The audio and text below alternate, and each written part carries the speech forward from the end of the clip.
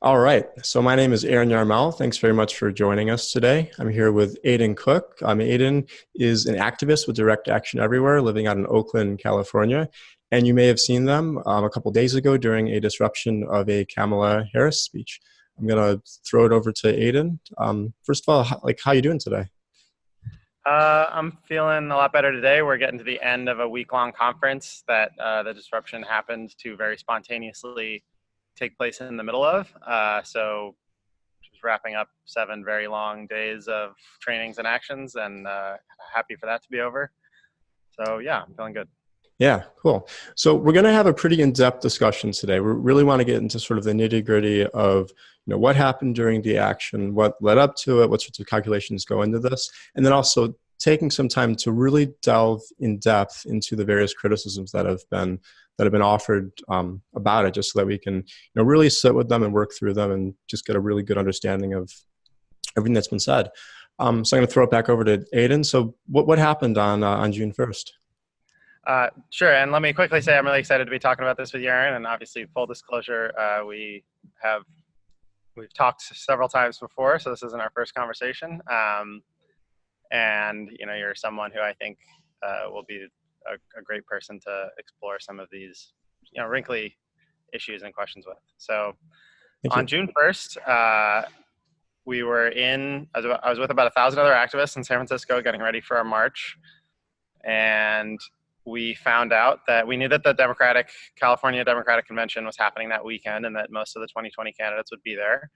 So we found out about an hour before the disruption happened that that most of the candidates were at this forum called the MoveOn Big Ideas Forum at a theater that happened to be right on the route that we were going to be marching past. And one of the organizers of the march walked up to me and said, "Hey, how important is your role here? Will the march survive if you run off and do something else?" And so it was basically a theater, had some metal detectors, walked up, went through the metal detectors. I happened to be wearing this little media badge that we used for organizing the march because I was going to be taking photos and stuff. And someone in the event saw that I had this little homemade media badge and said, "Oh, hey, you're media, come over here, come to our press check-in table." And they handed me a press badge. So I immediately in this this forum with all the 2020 candidates wearing a press badge, which is basically this golden ticket that's getting me into all these kind of special areas at the event. And obviously all I was there to do was get on stage and try to have a conversation with one of the candidates. So the first candidate that I really had the opportunity, the person who was on stage once I got in there and was kind of ready to go, was Kamala Harris, who, as a recent transplant into Oakland, is my own senator. And so, obviously my immediate calculation, and I texted this to some of my other organizers who were outside, dealing with the march, was, okay, Kamala Harris is on stage right now. Pro is I'm her constituent. She's my senator. I, feel as her, as someone who's representing me in theory, public servant, that I ought to be able to talk to her and have a conversation. And I will quickly say, we have reached out to Harris's campaign previously. We've reached out to most of the major campaigns in this cycle, asking for a conversation about basically the climate catastrophe and animal abuse and how that is, being completely ignored this cycle. And we've again been completely ignored. So pro is, again, I'm Harris's constituent. Con is, obviously, I'm aware of, the optics of a white male presenting person jumping on a stage and disrupting, basically just anything where that, a black woman is getting interrupted by a white male. So in the moment decided if it was that or nothing, that we wanted to go for it, and did so. So jumped up on stage immediately, had my hands up, said, as I walked towards Kamala, this is going to be really brief. I'm sorry, but I have a really important question for you. In the video, you can see she sort of hands me the mic. I gently took it from her hand, stepped back, and started to say the comments that I prepared before the mic was quickly cut off. A couple, security type folks. I don't actually know if they were security, but some large people came quickly on and escorted me off stage, and that was about it. Yeah, so that's really interesting. And I just want to go over some of it just to make sure that I understand, because almost all that is completely new to me, because I haven't talked to anybody about in DXE about like how things were done. So you said that the march was happening. Somebody from DXE said, "Hey, if could you leave the march for a second and then go and do some other action?" Yeah, correct. Okay, cool. So they and why did they pick you? Entirely because I was the person who was available at the time. There's a lot of, basically almost everyone in DXE was tied up with important roles making the march happen, including me. I was supposed to be one of our lead street marshals, Okay. but that was a more replaceable role. And I have some experience doing. It can be a pretty stressful and adrenaline-addled experience to do one of these disruptions, and I have some experience doing that. So getting into secure buildings and stuff. Okay. And so when we talk about experience, like we're talking about things like when you attempted to disrupt Bernie Sanders 2 years ago, is that right? Yeah, so 3 years ago, 3 years ago. a few of us rushed over the barricade at a Bernie Sanders event, knowing we were not going to make it anywhere near the candidate, but we were hoping to unfurl some banners in front of him. I've also snuck into, I spent about 18 hours locked in a bathroom once in a basketball stadium trying to disrupt a Republican presidential debate. Oh. That didn't work out, so no one heard about that. I have disrupted several other sort of, much lower security events that, didn't involve presidential candidates. That sort of thing. Okay. So this is not your first time doing a political disruption. You attempted to disrupt the Republicans, but you're locked in the bathroom. You attempted to disrupt Bernie Sanders. This is just sort of the first time where it's like you made it all the way up on the stage. It's the first time we made it up all the way on the stage. I would say I consider the Bernie Sanders disruption a success. Okay. We definitely had the whole attention of the audience, and we definitely got a fair amount of press coverage, a lot of which talked about the issue, which is really the goal, is that we're trying to get people to talk about an issue which is ordinarily just completely ignored and completely impossible to get any kind of dialogue on this level. Right. Okay. Good. And I guess the other point, just so that we're working through things in real detail, is that it wasn't that people were saying, "Oh yeah, we have to disrupt Kamala Harris." It was more like there's this, there's all the speakers, all the candidates together. We're going to send somebody over, see who's on stage by the time they get up onto the into the area, and then you saw that it was her. You thought, okay, I'm a constituent of hers. You did this sort of calculation, and then you went for it. And I would add, there's a couple more reasons that I thought Harris was a particularly worthwhile person to try to have this conversation with. Mm-hmm. Is a few of my friends in the San Francisco area are currently facing up to 7 felony charges each just for investigating inside of factory farms and trying to bring the truth to the public about animal abuse and climate catastrophe. So this is, as a former prosecutor, this is an area where a statement or a position from Harris could be particularly dynamic and impactful. So basically it's just, where DXE is really based in Harris's home state. So it's not, I don't want to say that, because it's correct that it was basically, she was the person on stage when I got inside, mm-hmm. but I don't want to present that as like, as an apology for, like, she is a person who I would particularly choose out of probably the candidates to want to have this conversation with. Okay, cool. That's really helpful. So let's talk about the reaction a little bit.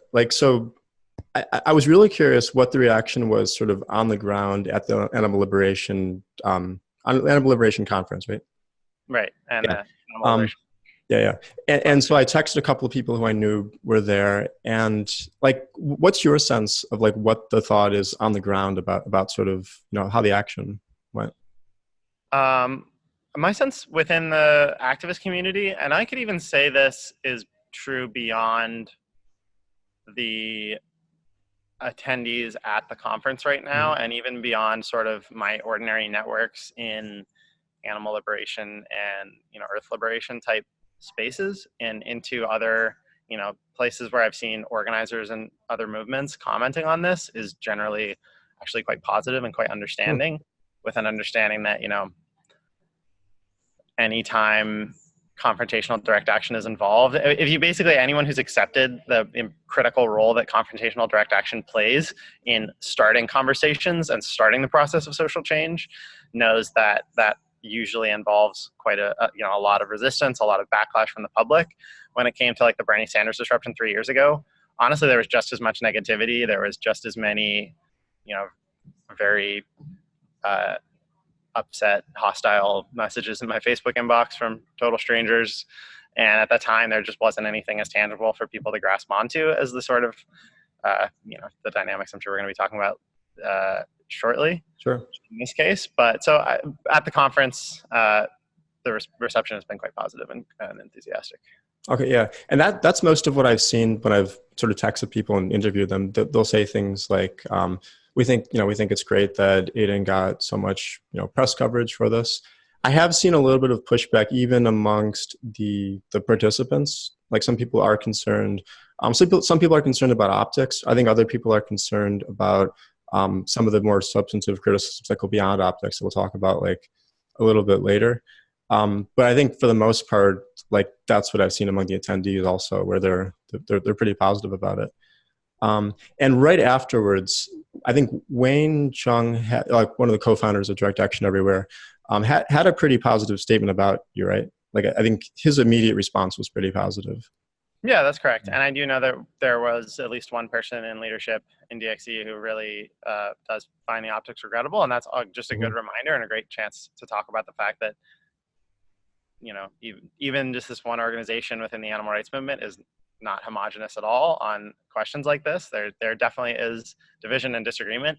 It's held very respectfully. So even people who, most wish that the action hadn't happened have been very, have been very warm and emphasizing, and not even just warm, but, congratulatory of kind of the different things that went into making the action at least tactically a success. Sure. While also being able to hold the criticism that maybe they wish it hadn't happened. Yeah, and I think here we have. So yeah, I just want to make sure that to just sort of picture what that might look like. There was an article in San Francisco CBS Local this morning about the action yesterday, where you rescued 30 ducks from a duck slaughterhouse. And there's a quote from Paul Pickle somewhere, and he writes. Pickle similar admitted that not everyone within his organization thought it helped their cause. Yeah, we have a lot of enthusiastic activists who do things to get the message out. When that happens, we want to look our best. We want to look at our message. We always want to deliver our message in the best way possible. Sometimes we do excellent work with that. Sometimes we could have improvement. So I think it sort of fits into that, where even when there's disagreement, right? Even if there's some disagreement, for the most part, it comes from a place of still being sort of in support of the general type of action that was done, and still approaching it with, I think, respect for you from within the organization. That's pretty fair? Yeah, and I remember saying, one of my mentors likes to say, which is that, movements in the movement, we're a family, and families fight, but we keep it in the family. So definitely we want to have a healthy culture of disagreement and dissent, and not even, keeping that secret, but just showing that we're still together in solidarity, even when we disagree, even when we have very intense disagreements. And which in this case, I don't think this is a very intense disagreement. Yeah, that's what I've seen. I haven't seen any public statements from Direct Action Everywhere people where it's really intense. Okay, yeah, and I think we'll get, again, we'll do more of the critique later. Can we talk a little bit about why you did it? So you mentioned, you described it as a tactical success. And so what I wonder is, what are the metrics that we use to measure success? Why don't we just start with that? So what are the metrics that we use to measure success? Sure. I guess to clarify, when I said a tactical success, the reason I emphasize that word is to say, well, I got on stage, I got mass security, and I got on stage, and and no one was hurt. I don't think anyone thought that they were going to be hurt. And at least, in many of the press reports going out are including, a long body, at least a decent portion of an article will address the actual issue that we're trying to raise, which is really all we're going after. I don't really care if the public likes me after seeing an action like this. So I guess that starts to get into the strategic question you're talking about. And even, in the absence of, articles that are actually addressing the issue at hand, which is the pending mass extinction and collapse of human society that we're all facing if we don't stop farming our planet to death. the controversy like this creates a lot of opportunity for engagement online with discussions about animal rights and mass extinction are not happening, and suddenly there's something where like even just the words animal rights are being engaged in. Now there's people who can come in and say, hey, I don't agree with what that person did. I think, I actually, screw them. But this issue we really do need to be talking about more.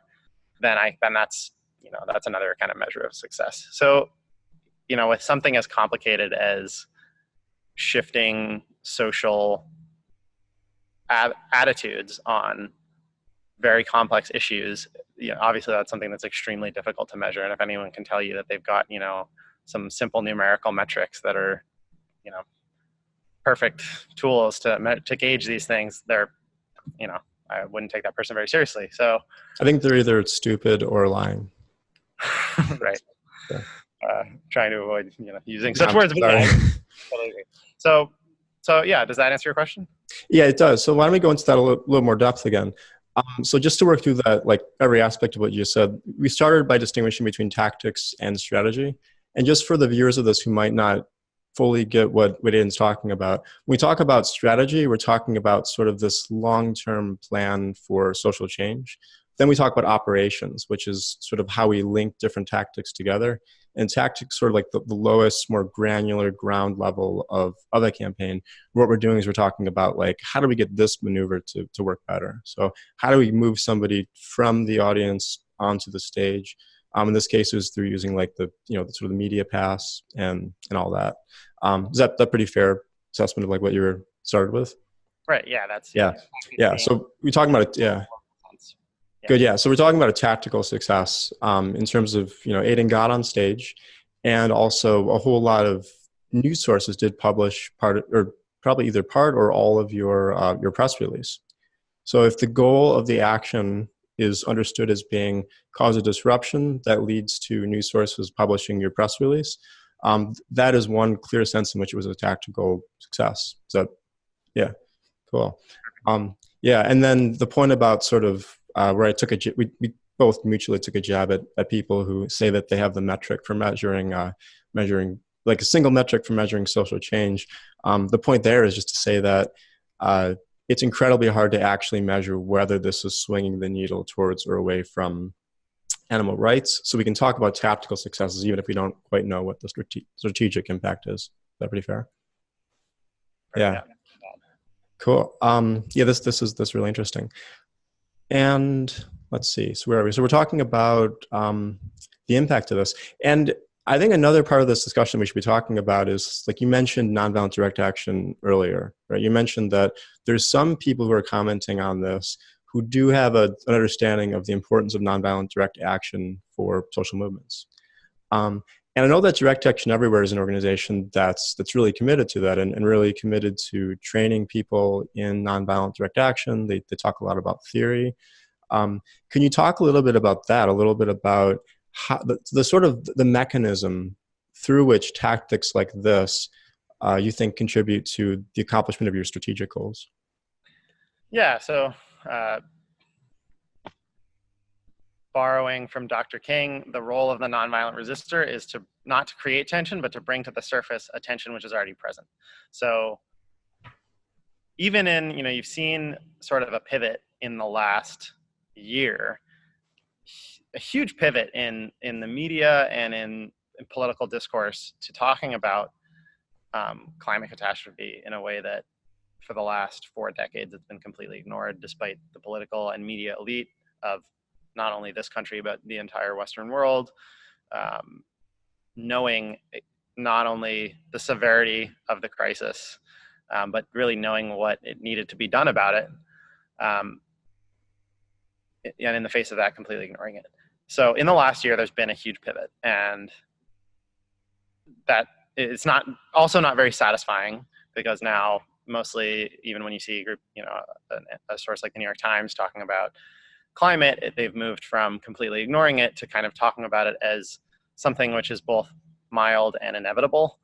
How we prepare for a world where with climate change, rather than an urgent, immediate crisis that we need to take the most bold radical action we can possibly dream up on as soon as possible. But still a shift, and to some degree that shift has definitely been represented on the campaign trail. Candidates are talking about, they are being challenged to present bold climate plans, and they're sort of trying to one up each other in how much and how expansive their plans can be. So within that, there are a number of things which are being ignored. One is still absolutely the severity of the crisis, and two is the role of all kinds of different inputs other than some of the most obvious ones being burning of certain fossil fuels to get more attention. Especially in this case, I'm focused on animal agriculture. So animal agriculture contributes over 25% of global emissions. When you account for deforestation for animal feed, it probably contributes a much larger percentage of global warming. And this is never talked about as a factor, despite the fact that, certainly among environmental scientists and among environmental activists, this is understood as that any serious plan to address the climate needs to include a complete eradication of industrial animal farming. So that's basically the underlying tension, is that everyone knows this, and everyone's known it for decades, and nobody's talking about it. So we're trying to surface that. And the role of an action like what happened on Saturday is to basically force that conversation onto the table. And in the context of the action that happened and the backlash and how much people are talking about kind of the implicit threat of violence of someone who looks like me walking on to the stage, people might question my use of the word force, but I think that's really, is like, we do need to be forcing the issue. I'm not trying to use physical force against anyone, but this is a thing that if we don't make a very bold, demand of our leaders that they address these kinds of things, then they won't. And that spells dire consequences for our society, for all life on Earth of any species. So that's basically the idea behind, does that answer that question? Absolutely, yeah. So you see this tension underneath the surface, and the role of direct action is to bring it up to the surface so that we have to see it and force a conversation about it. Yeah, in other words, the elephant in the room, like what's the Right. thing? Everyone knows it's there, nobody's talking about it. Our job is we're going to make this be talked about. Yeah, okay, excellent. Now, one place that I think we should really talk about is, I think there's a big disanalogy between, so you started by talking about Dr. King, right? And I think that, like, when I think about theorists of nonviolent direct action, Dr. King is my favorite. I think that he had more penetrating insights about the role of it, how it works, how we ought to do it than anybody else I've read. But I think that there's one difference between the movement that you're talking about, which is like sort of the environmental justice movement or the animal rights movement, and the Black liberation movement. And one of these differences is that we're talking about, like, the membership compositions are different, right? So we're talking about a conscience constituent movement. Right? And that's sort of the technical term from the social movement literature, where we have our people who aren't fighting for their own liberation, but instead fighting for some other concern that they feel morally compelled to fight for. And what I wonder is, could you comment a little bit on how well these dynamics translate over to conscience constituent movements? So I'm wondering if what you're sort of getting at is that maybe some of the response to the action on Saturday and the negativity around it comes from the fact that myself, the person who happened in this case to be jumping on stage, and I will say quickly that I think the greatest fault of the media and of many of the commenters on this story has been their decision to focus so much on me and so completely ignore the issue, which is an existential risk to all individual and collective life on this planet. Are you suggesting that maybe the reason that people have been less willing to grasp why I was doing that is because I'm personally not sort of the main subject, as not if I'm talking about factory farming in this case, because I'm not one of the individuals who suffers in factory farming, that's why people sort of had trouble grasping why this was justified? I think that's one way of understanding it. I think I'm asking just sort of like a general question, which is that we have lots of cases where nonviolent direct action works successfully. So I think about things like the Montgomery bus boycott. But when I think about conscience constituent movements like the environmental justice movement or the animal rights movement, the dynamics seem different. I think the mechanisms by which we cultivate radical consciousness are entirely different. The ways that we can find a pool of participants is entirely different, because you can't just say to somebody, "Hey, you think about like the old Marxist line where we say like the workers have nothing to lose but their change." I mean, it's a little bit of like a misrepresentation, but you sort of get the point, right? So I think the dynamics of social change are very different when we're talking about a conscience constituent movement rather than a movement where you say to somebody, "Hey, rise up and fight for your own liberation," right? Yeah. So I think, yeah. I think I have the perfect analogy to answer that. So is the role of direct action, nonviolent direct action, and even very confrontational nonviolent direct action, such as jumping on the stage with a presidential candidate and taking the mic out of their hand. Does that kind of thing still work in movements such as animal liberation and environmental protection, where I'm representing sort of a cause other than myself? Sure. And I think the answer is even more so. And the reason is, this analogy that my friend Eva, who does legal support for direct action everywhere, likes to think of, so often like one of the best reasons to have a lawyer in what a defense attorney when you're on trial is that it's really important that the jury likes the defendant. Like you want the jury to make an empathetic connection with the defendant and see this person as, very personable and decent and not the kind of person who deserves to spend their life in prison or something to that effect. And also sometimes there are tactics or strategies that you might want to use in a trial proceeding that don't make you look very friendly. You might need to go, be very aggressive in questioning a witness or a witness for the prosecution. So having a defense attorney who can kind of be obnoxious or be really aggressive in questioning for you without you looking bad, so that because it's not important that the jury likes the defense attorney, it's important that the jury likes the defendant. The defense attorney can sort of make themselves look bad when it's necessary, while still protecting sort of the reputation of the defendant in the eyes of the jurors. And I really think that we have that same role. I actually think to some degree that really is true for movements, regardless of whether, as you say, the constituents are representing themselves or not. But it's especially clear or understandable why it would be true in our movement that it's not important to me that the public likes me. And that's why I'm not particularly concerned about the amount of negativity that's being generated on social media right now. It's important to me that the people are talking about incredibly important issues of life and death that are generally on a day-to-day basis remote to them, ignorable, and that an action like this makes them much more difficult to ignore, even if for a short time. Wow. Yeah, that is a powerful response. I'd never thought of that. I think, Eva's claim, I think about F. Lee Bailey. Like F. Lee Bailey has this quote from his autobiography where he says something like, if you're representing yourself in court, you have a terrible lawyer and a terrible client. Yeah. I think like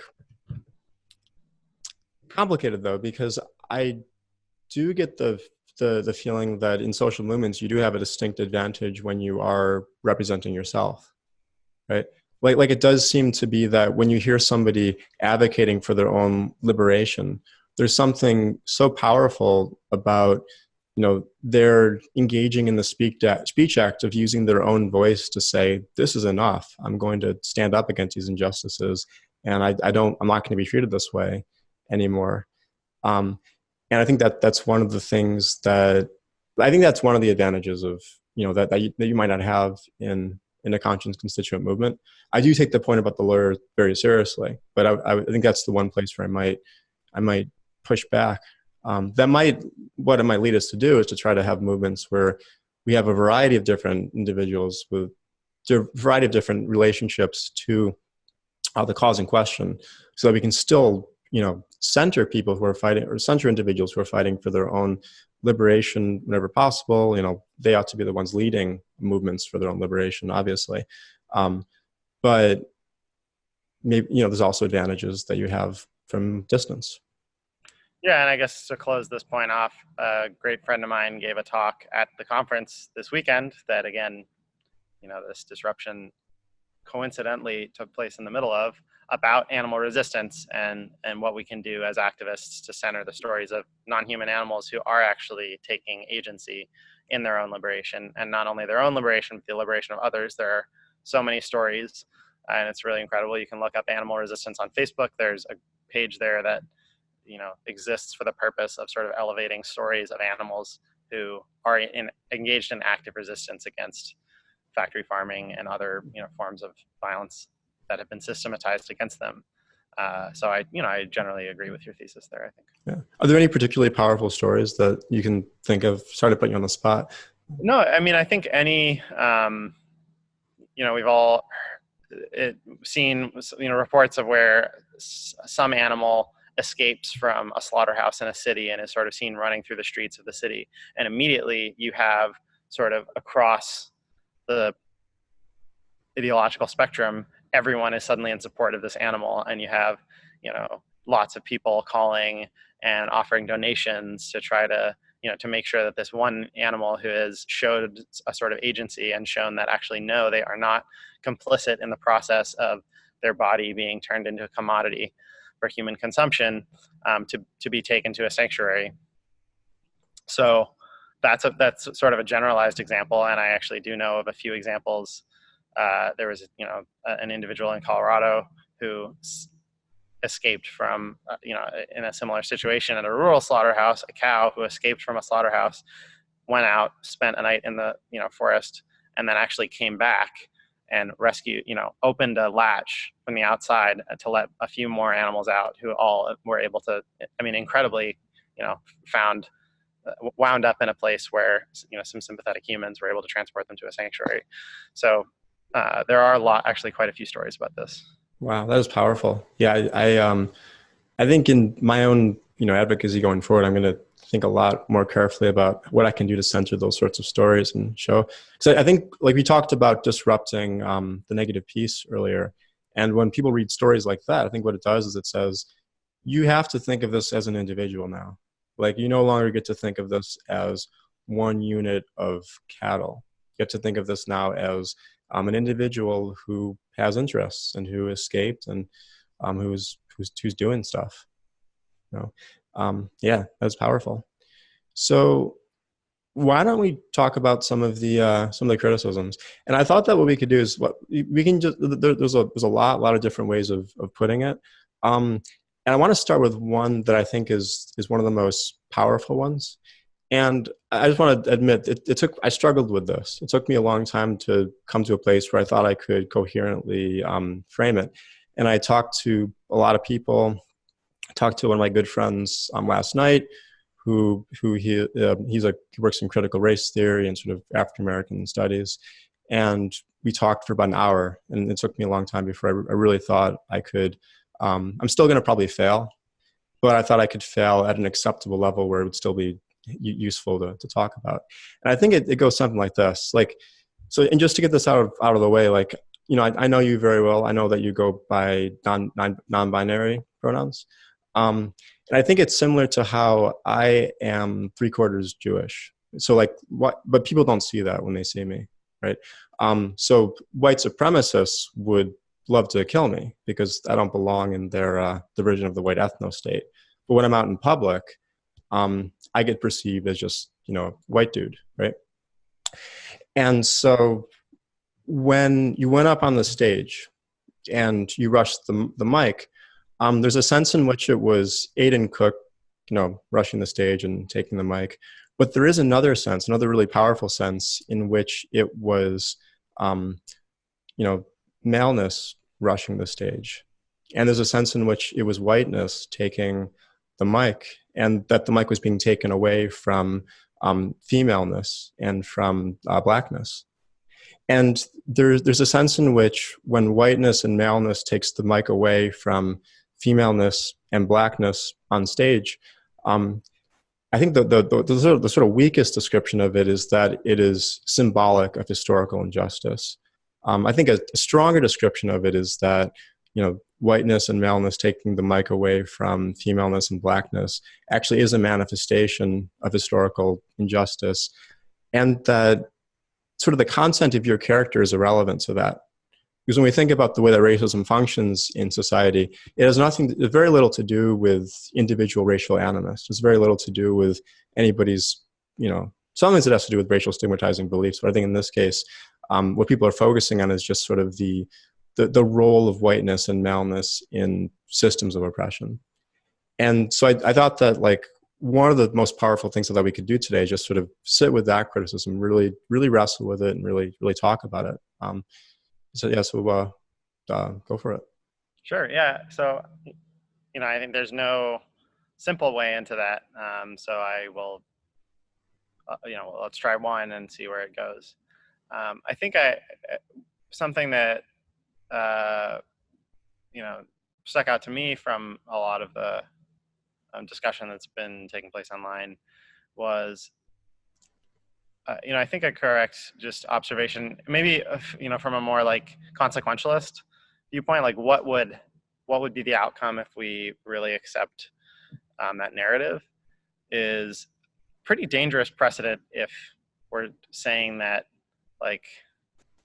the who of what a politician is, and that the sort of political identity or social political identity that a politician happens to occupy takes precedent over that politician's actions in considering whether that person is a viable candidate to be targeted by political action. And I think that's one thing that's missing from a lot of the dialogue, is understanding that this was a political action, and that this was a political action to raise an issue that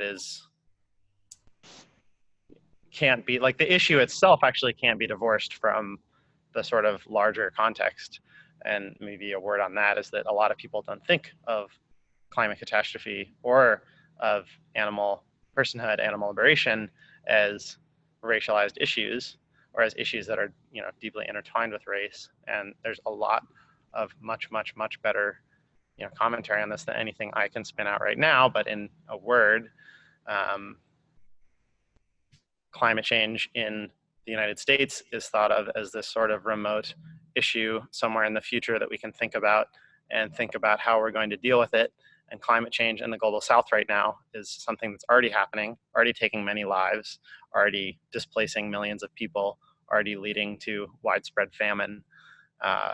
And so the continued ignorance of Western political elite on our contribution as a society to this ongoing crisis across the South, which is already blamed for wars, including the massacre of Yemeni civilians by the Saudi Arabian coalition, including ongoing conflict in Sudan as a result of food scarcity there, growing out of drought as a result of climate change. And then, so not only is climate justice a racialized issue, but animal personhood is a racialized issue. The very notion of animal is, has been a key weapon in sort of the war against Black and brown lives in the history of the United States. So accepting that this is there's a political action and that the nature of that action can't be taken apart from, the other elements in play.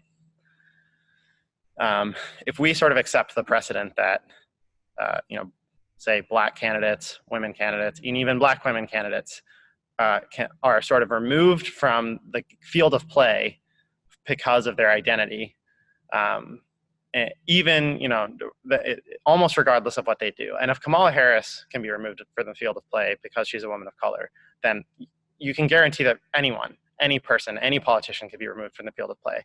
Kamala Harris, in her more than a decade as first the district attorney of San Francisco and then the attorney general of California, basically built her career, got to where she is now by sending hundreds, if not thousands, of Black and brown men and women to jail for things like cannabis possession. She was tremendously resistant to sentencing reform. She fought rigorously to uphold wrongful convictions that were clearly wrongful convictions at the time. She oversaw a culture of tremendous prosecutorial misconduct and misconduct of other experts in her office. There's a great, there's great writing about this, including an op-ed in the New York Times from someone who directly experienced working in the context of Kamala Harris's tenure in San Francisco.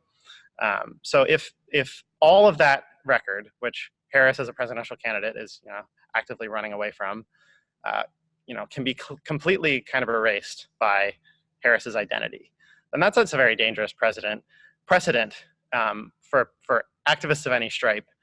And if we look at how history tends to play out on these things, you can bet that precedent will end up being weaponized more against Black and brown activists who are much more likely, first of all, are far more engaged, tend to be, much more represented in especially disruptive direct action because they appreciate the urgency much better than people who look like you and I do on average. Any precedent that's set now against disruptive action like this is going to be wielded against them and make it harder for them to take the action that they need to enact their own liberation. Thank you. So there's I think there's three main things in there. I'd love it if we could talk about them individually. So I think point one has to do with the idea that it's a dangerous precedent to let the identity of a candidate make them make criticisms unassertable, or to make disruptions unassertable. I think that's one of the things. I think the second one has to do with the interconnectedness of all of these issues that we're talking about, where if we really want to have a good understanding of the harms of climate change, we need to think really carefully about the ways that this is going to disproportionately, and already has disproportionately affected people of color. And I think the third point has to do with Harris's unique legacy and sort of the ways that her candidacy might render her uniquely appropriate for the target of disruption. And if it's okay, so I just want to go through if we can talk about all three in depth. So let's just talk about the first one for a second. So the first one, again, was this idea that it's a dangerous precedent if somebody's identity makes them not a target for disruption. Now, I think that there's a criticism of you, of your action, that does get challenged by that point. So I think that we can all agree that somebody's identity shouldn't shield them from disruptive protest. And if somebody's saying nobody should ever disrupt Harris, or nobody should ever use disruptive protest against Harris, then that's inconsistent with the point that we just made. But I don't think that that's the nature of what I take to be the strongest critique. Right? But I think the strongest critique is that what's bad is when the appearance of whiteness and maleness is taking the mic from blackness and femaleness. So I think it's very specific to this situation, and the critique does not generalize to all forms of disruption of her. So for example, if somebody like Priya had done, Priya is another really high-ranking person in direct action everywhere. If someone like her had done this particular action, the unique criticism that is being raised here might not apply to her. Can we talk about this? Yeah, go for it. Sorry, we have water. I mean, first, I think, sorry, when you brought up Priya, my train of thought was derailed. Sorry about that. That's okay. Let me see if I can collect myself here. Well, just to refocus this, so basically what we're doing is we're talking about this first point, right? Where this first point is that somebody's identity shouldn't shield them from disruption. And what I wanted to do was say that the particular criticism that I'm raising, I know that the people bringing criticism against this action are not homogenous, and one person can't be held accountable for what another person is saying. Mm-hmm. So holding that and making sure that I don't let's hold me accountable to that. Is it's interesting to me that probably a much more common, like something I've seen more, or at least as often as maybe less articulate versions of the concept you just articulated, is that, well, imagine if a black man had done this, he would have been shot. Imagine if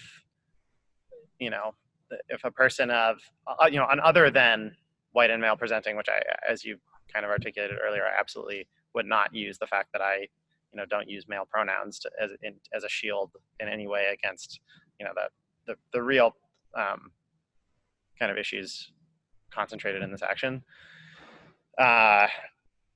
So on the one hand, you have people saying, well, if a black person or a person of color had tried to do this action, they would have been shot. And for some reason, that's a criticism of the action itself. And on the other hand, you have people saying, for a white person to do this is, perpetuating a history of racial oppression. And those two things, maybe we can reconcile them. On the surface, they seem kind of irreconcilable to me, because I think, there's a sort of a common notion that could come into play here, is that you have an obligation, people with privilege have an obligation to use it to attempt to dismantle systems of oppression. And therefore, people with privilege have an obligation. So if I have the privilege that my presentation, especially as white, makes it much less likely that I'm going to be killed or incarcerated because of political actions that I take, I have an obligation to take those actions more often and more emphatically than someone who might very well, than someone whose life would be put on the line by taking the same action. And I did actually see, I think there were a few people who I saw try to hold both of those critiques against the action kind of at once. That, look, this is white privilege. Imagine if a person of color had done that. Like, you're a white person jumping on stage. Imagine if taking the mic from a person of color. Imagine if a person of color would have done that. They would have been shot. And it's actually, yes. I don't think in this case, I don't happen to think that right in that area, the security was very low. I don't have any reason to think that anyone backstage had a gun. But I only know that after the fact. And in many other cases, certainly when we jumped over the barricade at the Bernie Sanders rally, there were many Secret Service agents who had guns. And it's much more, I think, absolutely much more likely that someone who presented differently than I do would have been at a much higher risk of either physical violence or incarceration as a result of taking that action. So it may actually have, you said in asking this question that sort of rejecting the idea that Harris's political history can be sort of whitewashed out by her identity, and that her identity makes her sort of immune to any disruption. That's not true, because this is just a critique about a white male presenting person disrupting Kamala Harris. But in fact, it may be that the exact consequence of accepting that is that Harris is immunized to disruption, because people who present other than I do will have many fewer opportunities to safely take action that highlights either, Harris's personal record, which I highlighted earlier, which was not the purpose of the action that I took, but I would encourage someone else, or maybe I would love to have more of a conversation about Harris's record. But in this case, a much more generalized fact was that she, like all other politicians, are remaining completely silent on the most important issue facing our species and our generation at this time. Okay, thank you. Now, so I think that there's like two versions of the critique that you just raised. One thing that you might be saying is that if you're somebody who believes that your privilege protected you from being harmed, then that's inconsistent with thinking that someone who's not like you should have done the action. Is that the idea? Right, because if someone who's not like me had done the action, they would potentially be at a much higher risk of either being dead or in prison or in jail right now. Got it. And so the claim is that because of that, if we want to say that it was wrong for you to do the action, what we're de facto saying, even if we're not saying it like what we're de facto saying is that nobody can disrupt her. That it may very well, that may be the effect of saying that. Yeah, okay, good. Now, I think that one way we can understand what you're doing is you're saying that there's an inconsistency in the arguments that other people are raising, right? Because you could be saying that people hold these two contradictory beliefs. I don't, but another point we could be asking though is like, I don't think you believe that somebody else would have been shot, right? I think that you don't believe that somebody would have been shot if they were not like you, right? In this case, I think that's and I have no reason to believe that that would have been the case. But yeah. I assert, in other cases, including the Bernie Sanders disruption that we did 3 years ago, and including several disruptions that I've been involved in, I actually think that that's a very real possibility. Absolutely, yeah. And this is something that's been known for a very long time in social movements. Like Eldridge Cleaver talks about it in Soul on Ice. He talks about how there's an advantage to having some white college students in the protests because of the way that the police would respond to them. And so I think that point taken. But I know I'm not making that argument, right? The point that I think you and I are talking about is I'm just talking to you. I'm just talking to Aidan, and I think that the critique that we're discussing now can still survive that, because what we could be saying is that in this particular case of this particular disruption, you don't actually believe that your privilege was what allowed you to do this. So I think that, yeah. Well, I would say I only know that after the fact. Right. And I think there's it's an important, like, one of the reasons that I did want to share this at the beginning of our conversation is like a bit of the story of what happened. It's very, it's a very chaotic, like, sure. And I'm not trying to fault anyone, because if all you see is the video where, the back of me walks on stage and, takes the mic out of Harris's hand, I'm not faulting anyone for not knowing, everything else that isn't on the camera. But this is a very, chaotic situation. We had no knowledge of what it was going to be like inside of this venue. Mm-hmm. There was security outside the venue, which was actually fairly, may well have included armed security. I think there's much more likely that there was armed security at the front of the venue. There were several metal detectors and barricades set up. So we had no knowledge that once we got inside the venue, and I had no knowledge that once I got inside the venue, I would have any hope of getting on stage. So, as it was kind of this lucky, dumb coincidence or fortuitous kind of stroke of luck that I even got into the venue, because someone, I accidentally was still wearing this media pass from the march, and somehow that, became my ticket inside. And even in that in and of itself, that moment when someone saw me and saw that I had this kind of tacky homemade media pass on that wasn't really trying to pass for anything legitimate, and said, "Oh, this person is with the press. I'm going to give them this, print laminate press badge that's official for this event." That moment that has a very high likelihood of having turned away someone who presents differently than I do, especially a person of color.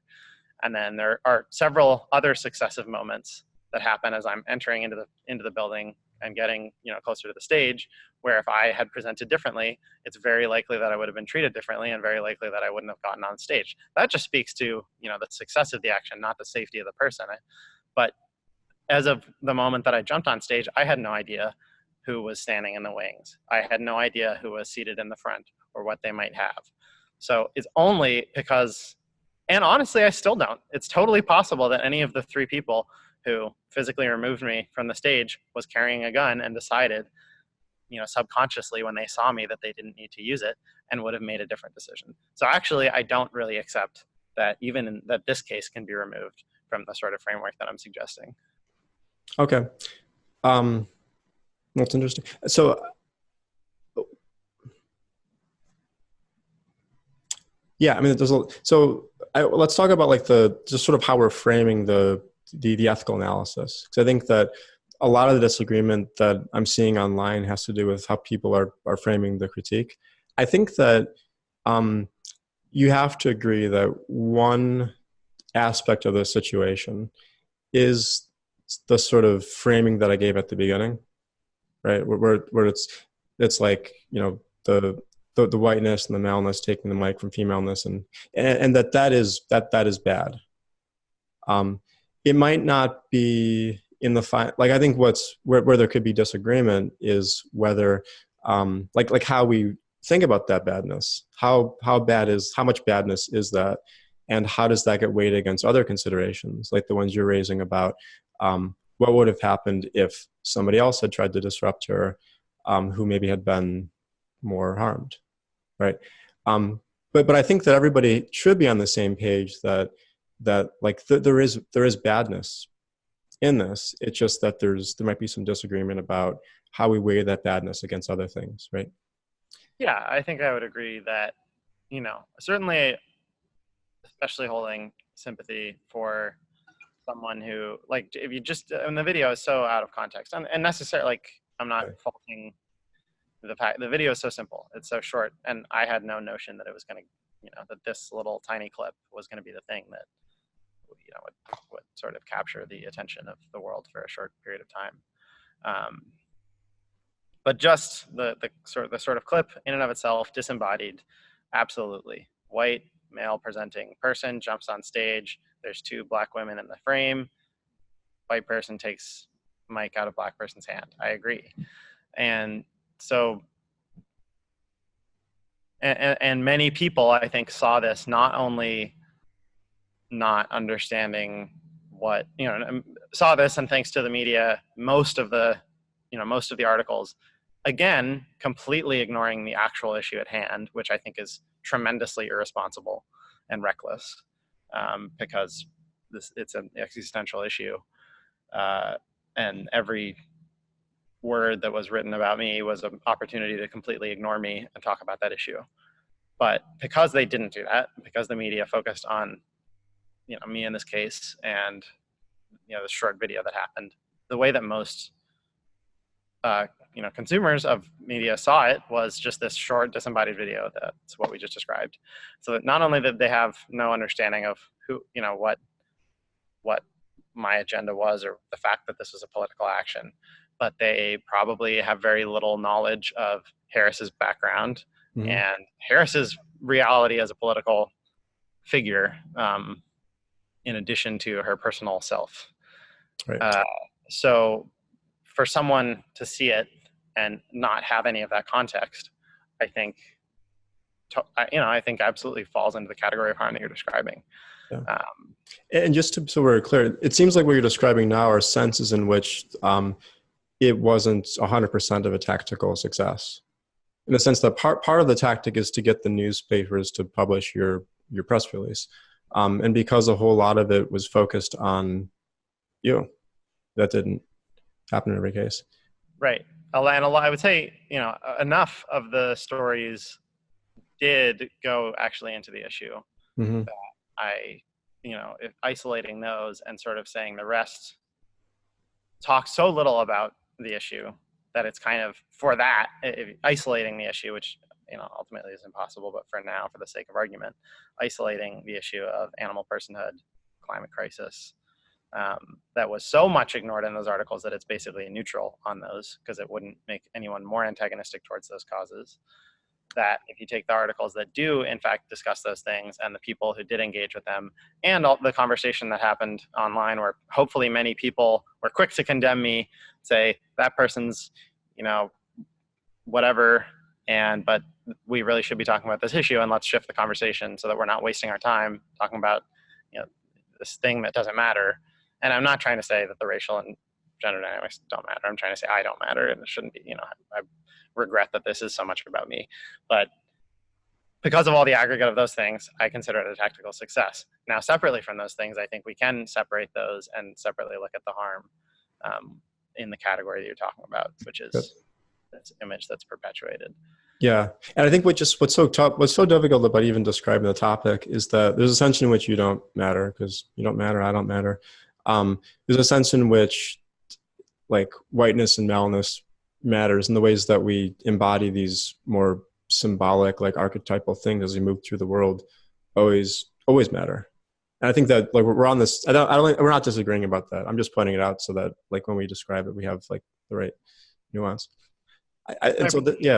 And I think basically then the thesis that I'll put as a period on that is that, first of all, with actions like this, and with generally most things that we do, period, not to mention in political activism,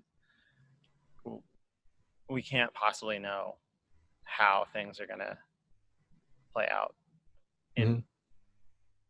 in 99% of how things are going to play out in any situation is unknowable. Largely, I think it's still completely indeterminate how this action played out. Yeah. Nobody knows what ripples it will cause, good or bad. And if we let context, like if we let the fact that context doesn't make it across and that nuance is often very difficult to accomplish, paralyze us in the face of emergency, the most critical emergency we have ever faced as a species, the most dire threat to all, especially the same people who've been on the shit end of colonialism and everything else that's been perpetuated by humans against each other for the last thousands of years. This tops all of it. And if we let,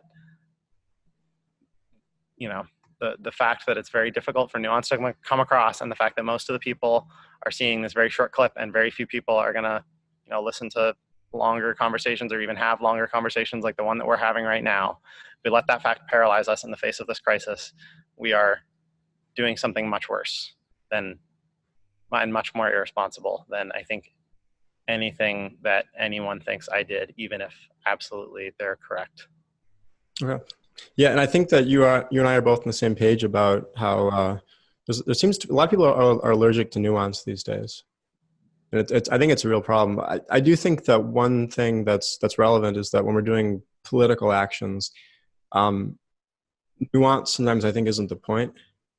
Like if you want to mobilize a whole lot of people to, fight for a certain cause, like I mean when I've been to DXC rallies before, there isn't like a nuanced discussion of issues. Like you're shouting slogans, you're mobilizing your base, you're having this unified voice. So I think there's sort of a trade-off between unifying a large number of people in a single direction and having nuance. So I think it's something that we're gonna have to reconcile. And I think that we both know that in all the causes we care about, sometimes we benefit from a lack of nuance, and sometimes it gets in the way. So I think it's a constant battle we have to face. Yeah, so I think just want to make sure I understand the position. So I think your position is that you agree with the part of the critique that says that something bad happened. But I think that the other thing you're pointing out is that you think it's a mistake to just focus on that bad thing that happened, or the framing in which it's bad, because then what we do is we lose out on a whole lot of other issues that are also extremely important. Like the extinction of our species is an extremely important thing.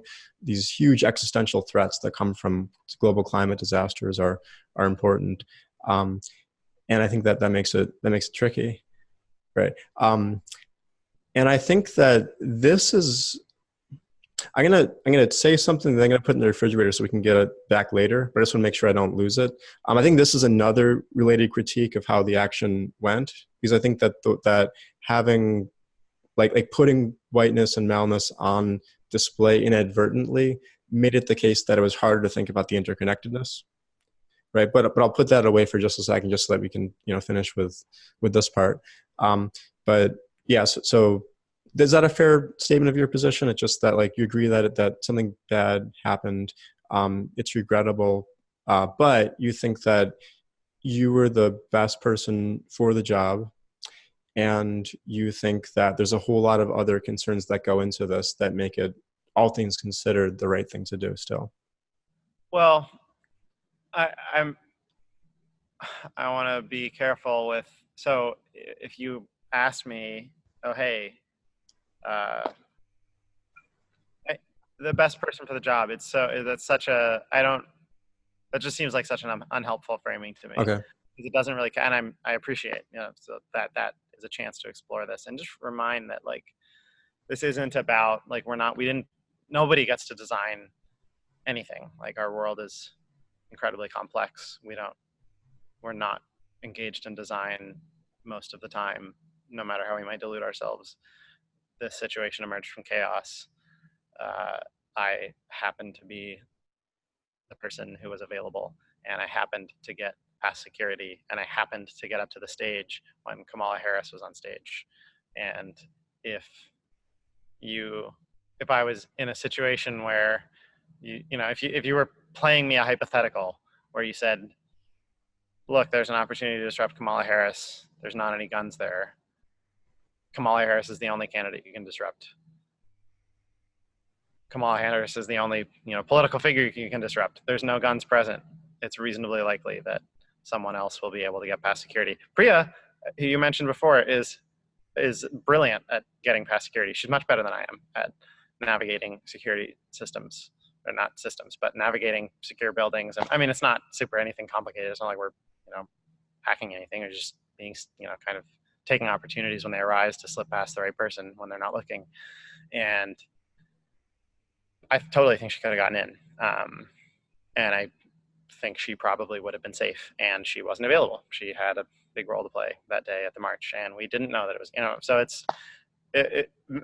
and the thing is that's never what happens. It's never the case that you're giving me this hypothetical situation where all of these factors in advance and there's everyone available. It's always the case that we have no idea what's going to happen. There are far more unknowns than there are knowns, and we make the best with the very limited resources, human and otherwise, that we have. Yeah. Okay. And I think that I think a reasonable person could still see all this and think that ultimately it wasn't the right decision. I think you disagree with that person, but does that person seem reasonable? Yes, absolutely. Yeah. Okay, cool. And my closest friends are that are that person, and yeah. I mean, I'll just say, like, that's sort of my position on this. Like, I really like you, and I still want to be your friend, but I think we do disagree about this particular action. And so that's the first one. The second critique, sort of the second thing that you talked about a while ago. First one was, whether people are immune to disruption because of their identity. The second one had to do with the interconnectedness of all the issues. And this is related to what I put in the refrigerator earlier. So I'm going to take that out, we're going to thaw it out, we're going to talk about that particular part of the critique. So I think what a lot of people might say is that, look, there's a lot of fantastic animal rights activists out there who have, I'm not going to use the word, intersectionality, because I think that only people who really understand Kimberly Crenshaw and are working in the Black feminist tradition should use that. It gets used, I think, way too much. So I'm just going to say interconnectedness. I think that there's a huge sense in which these issues that you're talking about are interconnected with the struggles of the sort of global poor, and then also with Black and brown people. I think about the environmental racism that happens. You think about the fact that there's hog farms that are located predominantly near communities of color, and the horrible effects of just the spraying, causes all sorts of horrible diseases. And what's difficult is that we want to always focus on this interconnectedness, and there's a whole lot of activists who are doing fantastic work of that.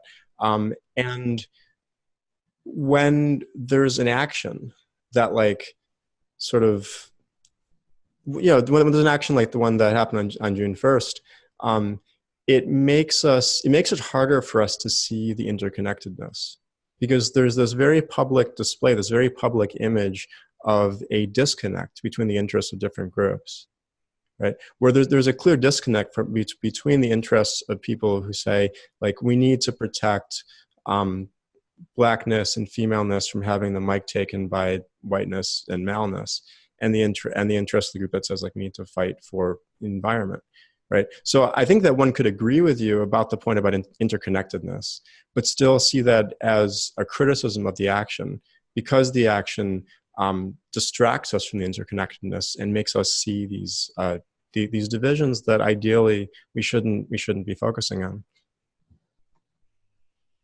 Yeah, and I think, at this point, I'll express some unoriginal thoughts, which were things that I saw folks saying online too, is there are people working on, there are people who are consciously focused on other issues other than those that I'm consciously focused on,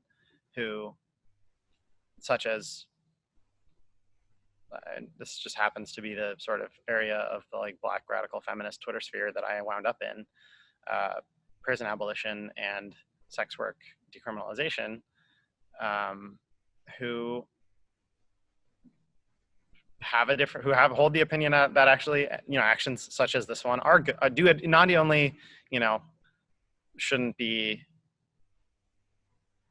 shouldn't be held up by concerns about optics around identity, but actually think that they advance their causes actively by renormalizing, confrontational action with political leaders, especially political leaders who are engaged in awful things, which they all are, virtually. So I think that's complicated too. I think that when, by and large, I think most, a lot of the reaction has been negative.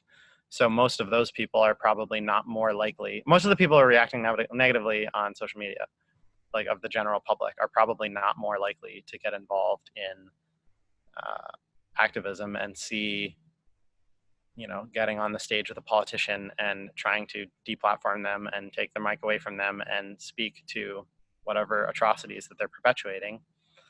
A lot of people may not see that, as a result of this action, may not see that as a more legitimate action or an action they're more likely to take. But I think enough people are, very legitimately in this case, because it's gotten so much attention and so much more attention than I ever, and not for the right reasons, as we've already talked about, but so much more attention for the wrong reasons than I ever imagined that it would.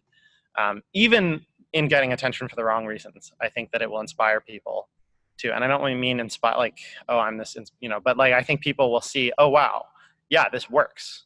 This does get conversation started. Even in spite of the large number of conversations about something completely unrelated, it got a lot of conversation started about the things it was trying to get a conversation started about. And when people see, hey, actually, confrontational, nonviolent, direct action is an incredibly powerful tool for political engagement, and they care about prison abolition or sex work decriminalization or any of the other, pay equity, the thing that Kamala Harris was talking about and presenting what I find to be a very uninspiring proposal around at the time, they'll understand this to be a tool that they can use. And if that's some small amount of impact that an action like this can have on movements that are unrelated, superficially unrelated to the cause that I happened to be advocating for at the time, I think that potentially has a much greater positive impact than sort of, because I do wonder what sort of segment of our society is the place where, the sort of ideologies are held that would make this action a challenge to the ability to see the interconnectedness of, climate catastrophe, animal personhood, animal oppression, human, racialized human oppression.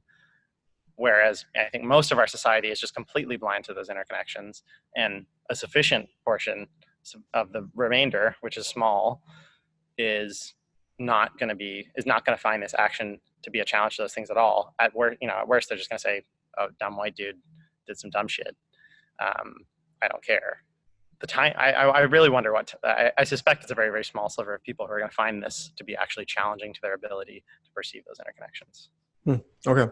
So I guess it's just an empirical question now. So like on the one hand, you might see you've actually seen some people in sort of the feminist sex worker liberation Twitter space endorsing this. Yes. Okay.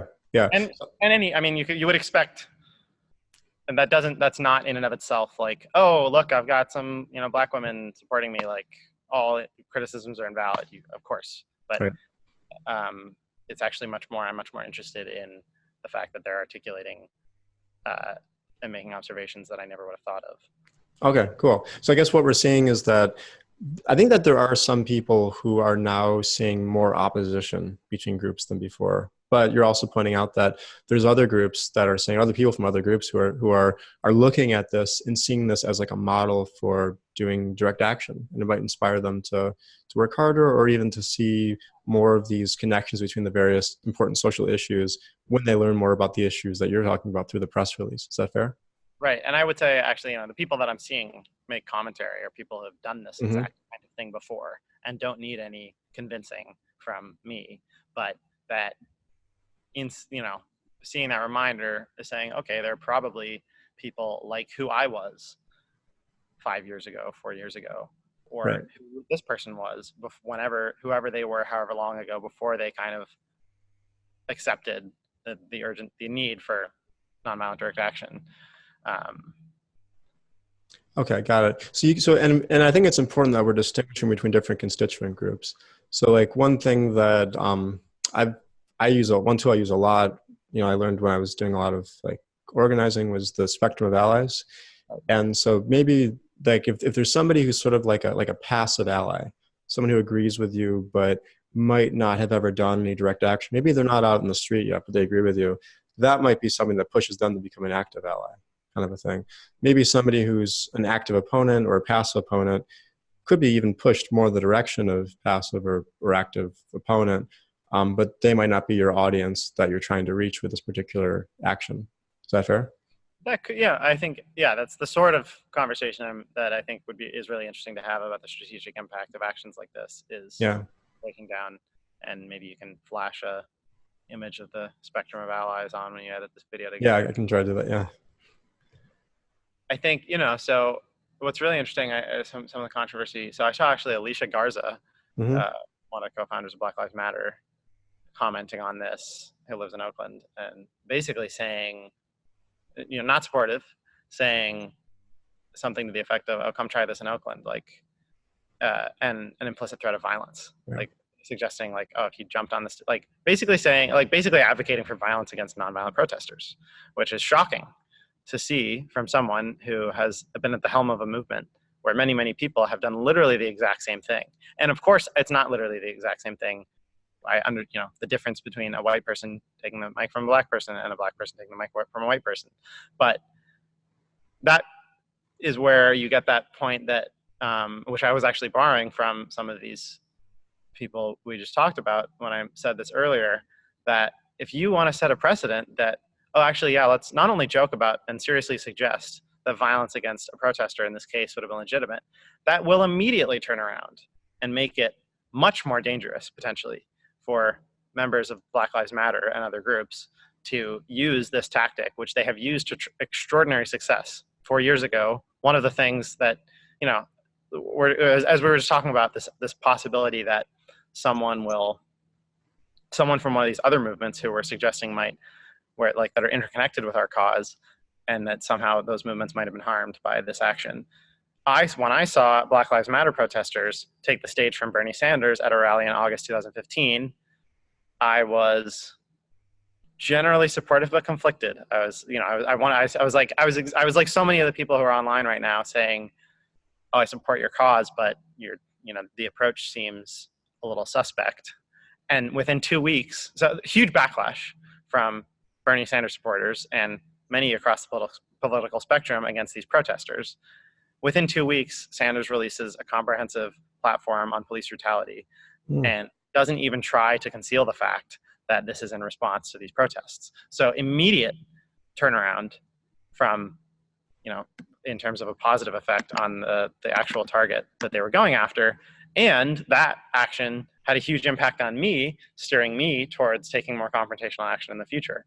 So, I think that's the exact feedback loop that I was talking about earlier, and which brings me back to how kind of just almost hyper real it was to see, and not just because she wasn't, in this case, Garza was not sort of articulating the critique you're saying, where she's just openly advocating for violence against protesters jumping on stage with political figures, and she may have meant, oh, only white protesters who jump on the stage with black political figures should be subject to violence. But obviously that's not what's going to happen if we normalize the idea that protesters who jump on stage with political figures, which is one, the oldest, one of the, like, just the most basic archetype of direct action, political direct action, could be subject to violence. That's a very dangerous precedent. Right. And, I think that there's some people who don't want any direct action. Right. And I think that like anybody who's looked at the history of social movements has to disagree with those people. I think that like the nuanced position is something like this. I want direct action somewhere. I just don't want direct action everywhere. You know what I mean? So like what we have to do is figure out what the right amount of direct action is, when to use it tactically. And I imagine that's what the disagreement is. And it's probably just coming out sometimes as, statements of no more protesters disrupting political candidates. But I imagine that if we sat down, we had a conversation with her, she'd probably, have a nuanced position where it's something like, in these circumstances, like no more, but we still need some direct action. Right. And I think she's no more guilty of presenting an artifact that lacks nuance than I am, probably. Sure. I mean, there was very little nuance to like with the actual action, right? The reality is obviously, I mean, I'm without trying to shirk any responsibility for the action or the consequences of it. Mm-hmm. I didn't engineer, if I had any control over what words were being attached to it. And you see what happens when I have some control over the words that are being attached to it in the articles like The Lawn and The Hill, and even in Roots, mm-hmm. which in particular I thought did a great job talking about the issue and not talking, explicitly saying, we don't agree with what this person did. We're not going to talk about them, but they, the issue that is at hand is really important. So we're going to talk about that. And yeah. And so let's talk a little bit about the difference between the Black Lives Matter protest back in 2015, right? And this one, because I've seen a lot of people on social media saying like, well, look, you didn't have a problem with this one. Why would you have a problem with this particular one? And I want to try like a framing. I want to try it on, see what you think of it. When a Black Lives Matter protester runs on stage holding a sign, like we know what's going to happen, right? There's sort of like a careful script, and we know that they're going to take the mic, they're going to talk for a bit, but that there's not going to be any sort of physical violence, because there just never has been. And I know you very well. You're the last person in the world I would ever expect to hurt anybody. You're never going to physically use violence, but we're living in a time of mass shootings, right? We are living in a time, and the people who are doing mass shootings are white men. It's not Black Lives Matter protesters. So when I think about the people on stage, I just want to read a quote, because one thing you said about, how long have you been on this call? It's been about 90 minutes. Yeah. So about like, I don't know, an hour ago or so. One thing you mentioned was that you didn't think that anybody was thought there was going to be violence. But there's a quote from Karen Jean-Pierre, MoveOn's, I probably butchered her name, I apologize, Chief Public Affairs Officer, says that I just thought it's going to go bad and I cannot let this happen. And as you saw, I just went into action. It was instinct. And, they have a quote from MSNBC's Willie Geist, who says that, he praised her for stepping between the protester and Harris, not knowing if he had a weapon, right? If I was in the crowd and I didn't know who you were, and I just see you jump on the stage, I would be scared. And what I wonder is, I think that adds an extra layer that we have to think about when we're thinking about weighing the badness and the goodness in this particular context. But I think it also affects tactical considerations for future actions. So what I'm wondering is, how does that was a very long question, I apologize. But I'll just summarize it really quickly. There's a big difference between the Black Lives Matter protesters and June 1st, because in that case, there is no reason for anybody to believe that there was going to be any sort of physical violence from the protesters. In the case of you, I think it was reasonable for people to be afraid of it, and that some of the people on stage did have that he did have that fear. How does that affect how we should think about the comparison? And two, how does that affect tactical considerations for rushing stages? Yeah, so I really appreciate this question, and I think there's like a lot of really important, there's a lot of truth in there, and I'm going to try to convince you that the premise is absolutely absurd. Okay. So, first of all, you said, with Black Lives Matter protesters, we knew that there wasn't going to be any violence. This is like this archetype that we know, it's familiar, and we feel safe. Whereas with me, there's this other archetype that is maybe coming to mind. First of all, the only reason the Black Lives Matter archetype exists, is because it was created. Like, people had to do those things. It's not like the first time that a Black protester ever jumped on the stage. Well, I mean, this has been happening for centuries, so nobody has any clue what the first time was. But it's just, we can't really, like, if that's to say, okay, well, there's this way that it looks, we have to, and now we have to just accept that. Like, the way things are right now, the way things appear right now, the optics that exist right now are, we just have to operate within them, rather than like, no, those things are fluid. What we have right now is a snapshot at a moment in history. And actually, it's a very, very novel moment in history. The idea that, like, people would not, again, so the idea that people would not see some Black people going onto a stage and feel afraid, like, is totally novel. And that's not well-founded. That's because of racism. But some, throughout, like, of course, people have, there's, the whole history of the last century is about Black people being portrayed as always violent, as, always a threat. And that, that this image of a Black person charging towards you, for in the sort of white mainstream imagination is terrifying. And so whether or not it's well-founded. Yeah, we should be clear that we think that it's not well-founded. Right, of course, absolutely. Absolutely. Rejecting that. That's just a racist characterization. Yeah, good. Keep going. And so is it well-founded that, there's obviously more to like me looking like a mass shooter than there was to that. But let's explore how much is there, because I think if we, again, so that's the kind of, first of all, that's the kind of premise that if we say, okay, well, Black protesters now are at this snapshot in time are unthreatening, and they were, it was not ever fair to characterize them as threatening. It was, only because of a racist imagination of our society that they would have been seen as threatening, but now they're seen as unthreatening. Therefore, ergo, like, white people are seen as threatening, and therefore should be disqualified from taking political action where they could be seen as approaching anyone, which is a necessary part of political action. I mean, people are joking about if they saw me approach them on the street. I mean, so if I'm doing street outreach and I, like, the most pacifistic, a lot of people, had a lot to say about my appearance in the blowback against this action, but we'll talk about that. Let's get to that after this. get to the man bun. Yeah. That I wasn't aware that I had. So does that mean if I'm, I should disqualify myself from street outreach if there's people saying on Twitter that, oh, if this person approached me on the street, I would assume that they were, a lot of people said homeless, which is, I find hurtful to hear, not to myself, but that, someone appearing homeless means that we should be afraid of them, or deranged, which again is kind of sanist.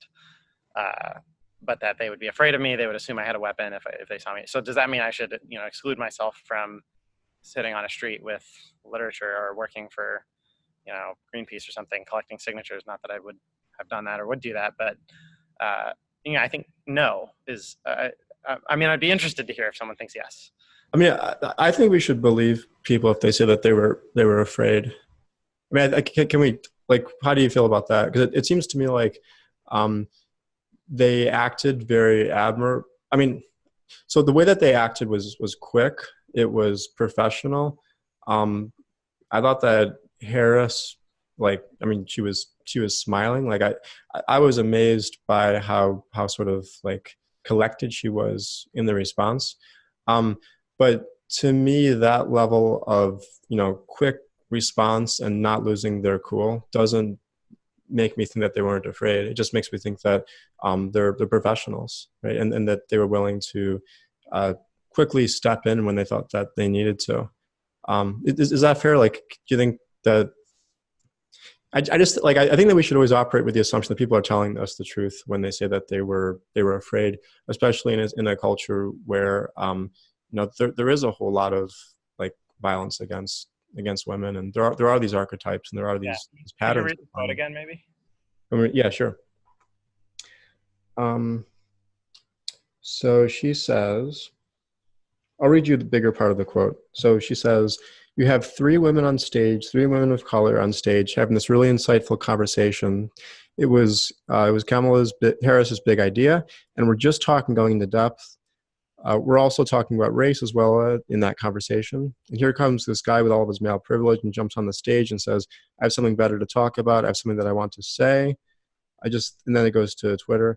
I just thought it's going to be bad, and I cannot let this happen. And as you saw, I just went into action. It was instinct. And then later she says, I thought she's a sitting senator who's running for president, a woman of color. Anything can happen. And I just thought it's going to go bad, and I cannot let this happen. Like, I guess maybe the reason that I'm resistant to entertaining the idea that the folks on stage did have a moment where they thought that physical violence was about to take place, which I shouldn't be resistant to, is that so often in situations like this, especially in situations like this where the race roles are reversed and you have people basically like that things like this, exactly this kind of thing is used as a cudgel against protesters to say you should never make people feel uncomfortable. People felt a little bit unsafe. That means this action was invalid. And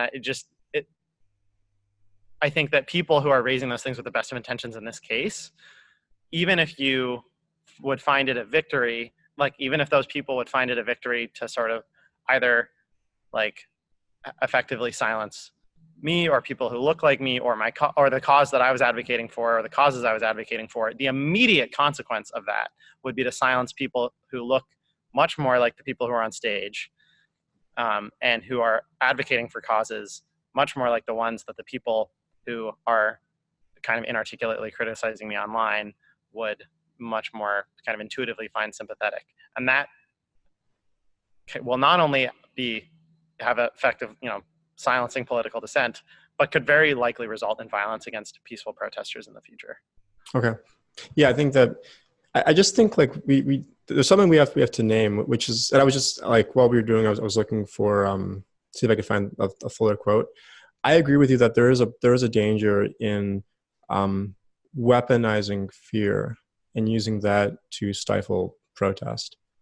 The one thing that I think, and I think that we can fully accept that, while at the same time, acknowledging the genuine expressions of fear that were expressed in this particular case. I think if she said, I was afraid, I thought that physical violence was going to take place, I would believe her. And I apologize for, in my last response, maybe being resistant towards that. Okay. And I think what I do want to locate, the kind of ground that I want to stand on is I want to be sensitive to that. I want to hold that, and that neither will I, I should always be. And I think, it wasn't something that I was totally inconsiderate of in this case. Sure. But neither will I let that kind of handcuff me in the future. And obviously that means that there could conceivably situations where, of course, like absolutely there would be situations where I or someone else should not act because of that. I don't believe that this was one of those cases, and a reasonable person could. And not only do so that I won't, that I'll stand on that, and that in this case, and more importantly in other cases, that we just have to be as vigilant against fear being, weaponized to silence political action as we are against sort of attitudes of entitlement from people who look like you and I engaged in political work. Right. Good. And so just to sort of put a bow on this and send it off and talk about something a little bit different. I think that like a reasonable person has to be sensitive to the idea that violence from men against women is a persistent thing in our society, and that when women say that they're afraid of violence from men, that's something that needs to be taken seriously, and it's something that needs to be given the utmost amount of like respect and trust when we're talking about how we conduct ourselves in society. I think that I certainly believe that. I think you believe that too. I think that where we might be disagreeing in this case just has to do with how much like how we weigh all the various considerations that went into this event. Where I think my judgment is different than yours about this.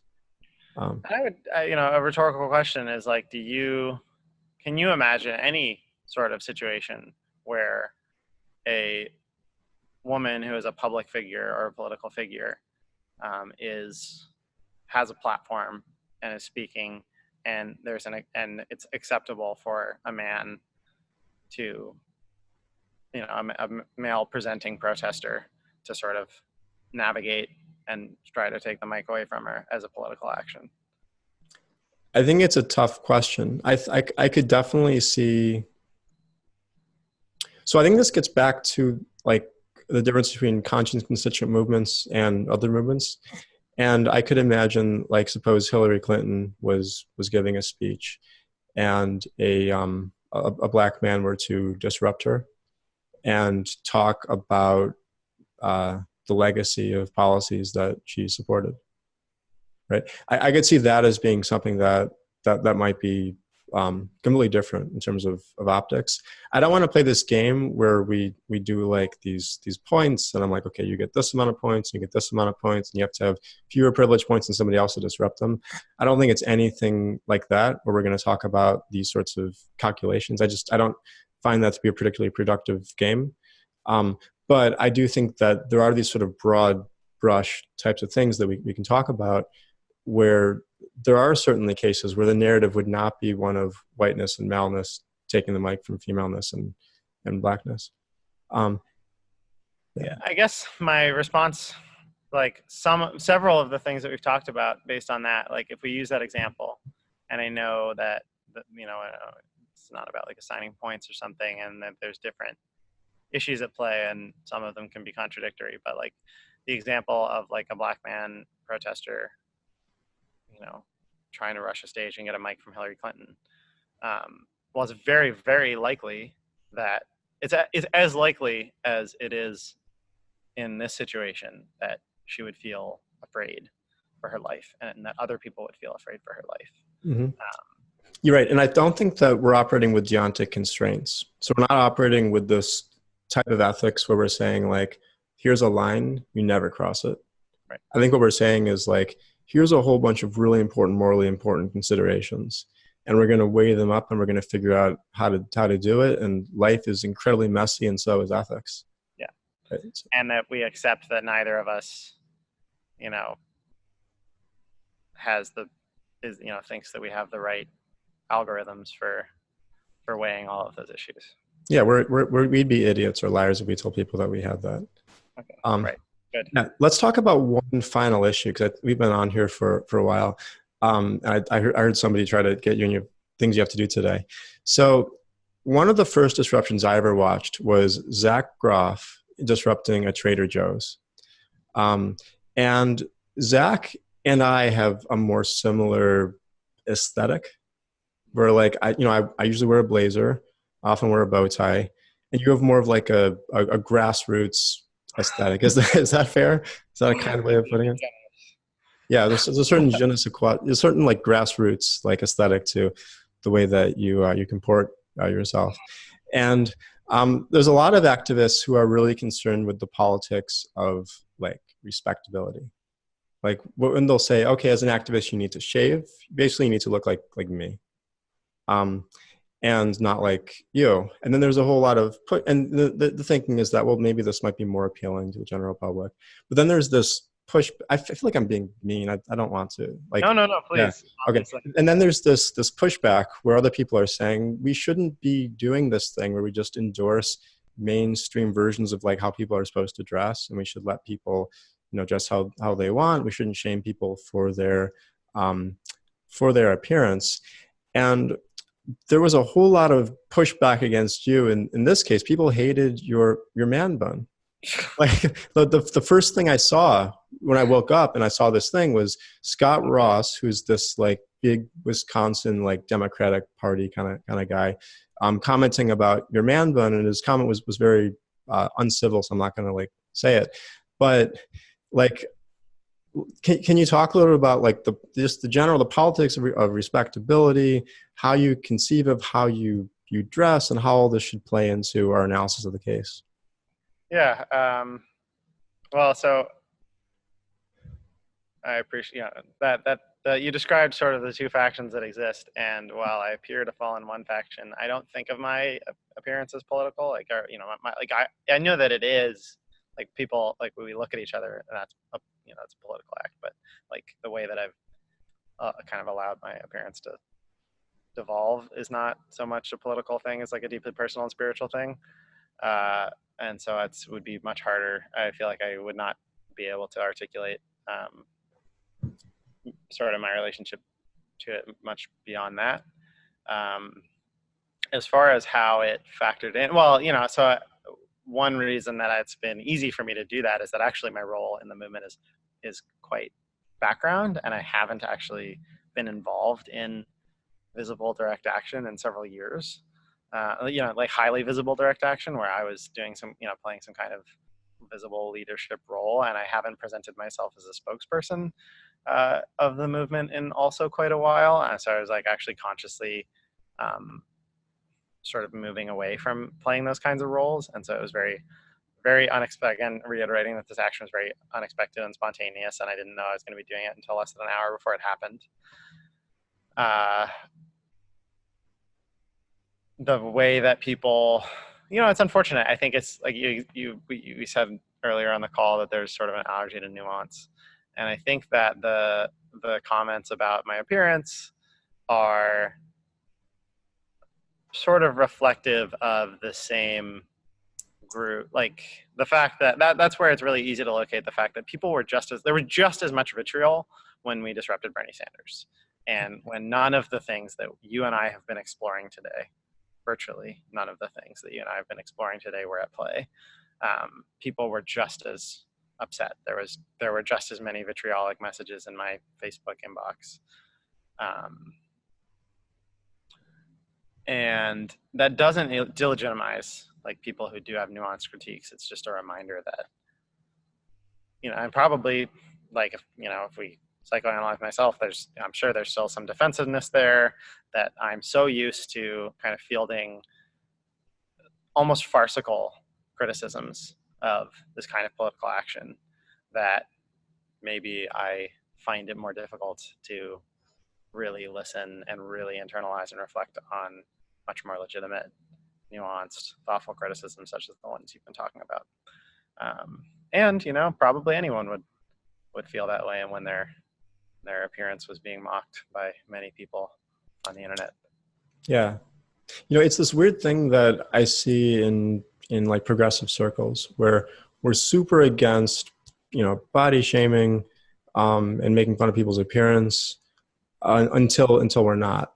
So there's like the statues of Donald Trump, that would show him as having like a small genitalia, and other things that we're constantly making fun of how Donald Trump looks, and so these sorts of norms of not making fun of people's appearance go out the window when we're faced with somebody who we strongly disagree with.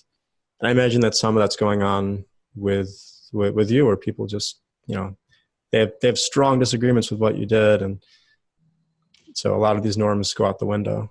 And they're grasping for something. And I think actually there's the same dynamic going on. And I'm not trying to it's very different, but that there's a grain of similarity, or there's a common thread between Alicia Garza, again, Black Lives Matter co-founder, coming out and basically advocating for violence against peaceful protesters as there is with, sort of progressives who ordinarily are talking a lot about, body shaming and not investing so much in appearances, sort of deciding to latch on, and because it's just this sort of cheap, easy thing to do is to talk about how this person's physical appearance. Is that, yeah, absolutely. We're very quick to forget on the left, we're very quick to forget our sort of ideological positions when we're challenged in some way. And I do think that a lot of the Yeah, go for it. You still there? opposition to this action has been because of people being challenged on an issue that they're very uncomfortable with.